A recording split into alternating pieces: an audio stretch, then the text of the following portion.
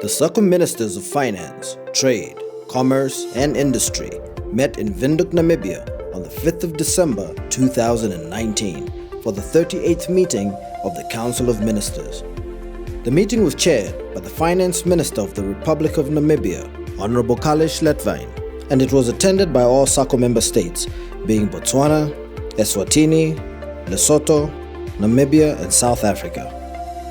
Upon the conclusion of the meeting, Honorable Schletwijn held an interview with the members of the media to brief them on the deliberations of the meeting. What were the main points of deliberations on the agenda of the 38th meeting of the SACU Council of Ministers today? Okay, well, thank you very much. Namibia took over the chair of SACU in July this year, and we are privileged to have the chair for a whole year. That is until 15th of July 2020, we will be in the chair. Now the matters that are before us, there are, if I may say, three main issues. The first issue is a review program of how SACU is serving its members better in the future. It regards the main components of the treaty, how we share our revenue, how we trade, how we set tariffs, how we resolve disputes. All those main aspects in the treaty, we were directed by our heads of state and government to review and see how they can be better aligned and how they can better serve the members. There were some of these issues that were not implemented, some that were implemented were not very effective, so there were shortfalls and shortcomings in how SACU was operating. While there were achievements on the other side, when we negotiated trade arrangements as a bloc, when we looked at issues where we can stand together as a group of countries, we did very well. But there are, as I said, shortcomings that need to be addressed. Heads of state gave us a program and a deadline to solve these things. We have not reached these deadlines. It was the end of this year, December 2019. So what was outstanding was again before the council, and we assessed and we came to the agreement that this important work takes another year to be concluded, and we will make sure, as long as we are chair, that we start that work program and that we conclude it by the end of 2020. That's the review program. The second issue that was before us, and that is always before us in December, is the share of the pool.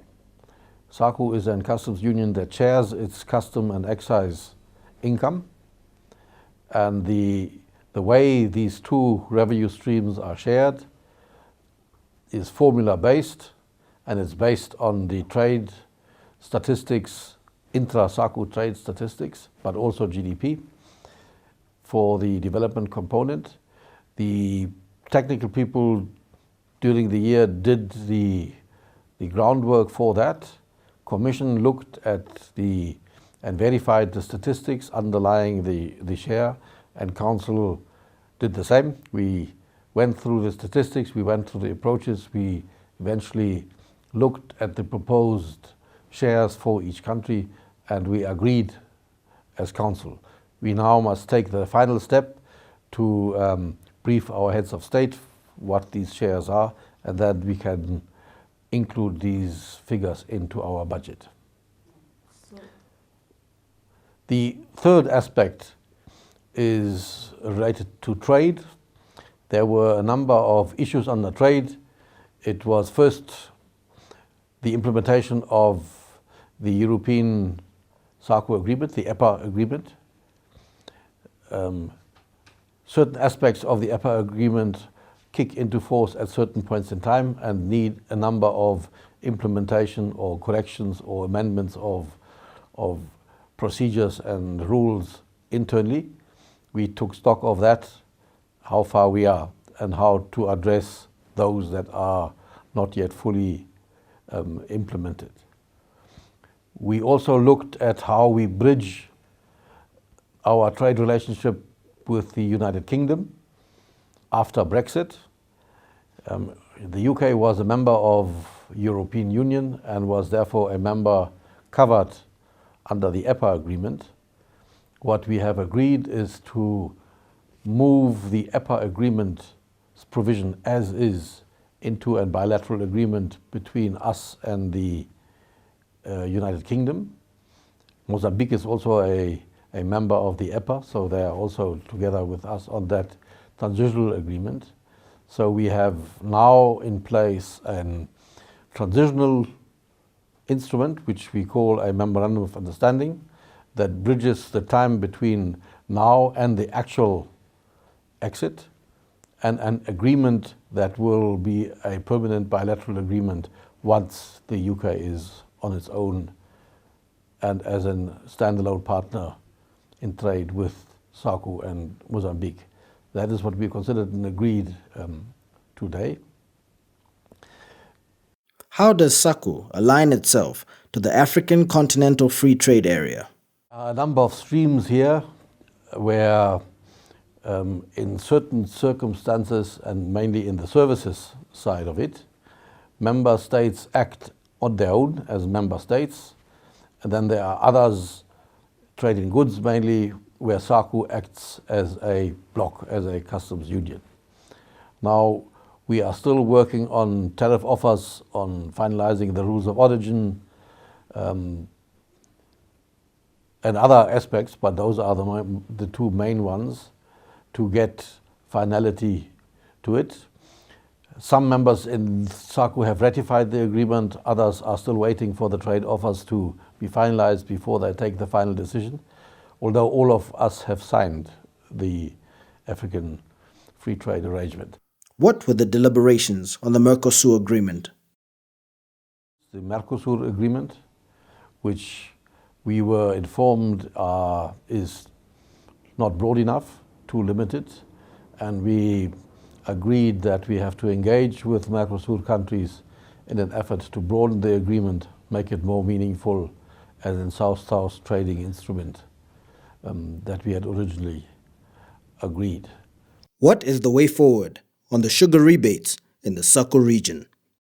We have agreed on how we can share the sugar resource better amongst member states, and how we have an evaluation and monitoring mechanism that makes sure that that raw material is made available to all the member states at a reasonable and affordable case. Wheat is another raw material in the food and beverage industry following a similar approach, but the quota systems are a little bit different. But we have agreement how wheat is shared within SACU in an optimal way. There are, within the work program that I've talked earlier, the review program, we have to engage how tariff setting is done within the SACU Customs Union, that the tariff setting is not harming any member state, but also not having a skew benefit in the customs union, that only one or two member states would benefit out of the way we set tariffs.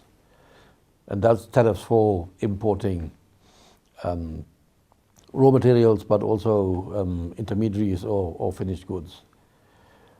And that is linked into how we develop these value chains. If we manufacture or add value within SACU to a finished good, then of course the tariffs that we are using to achieve that is an important matter. And the way we use tariffs and rebates to make us more competitive is one of the key elements of the review agenda that needs to be settled. At the moment it is in skew situation, and we are positive that it can be changed for the betterment of the whole.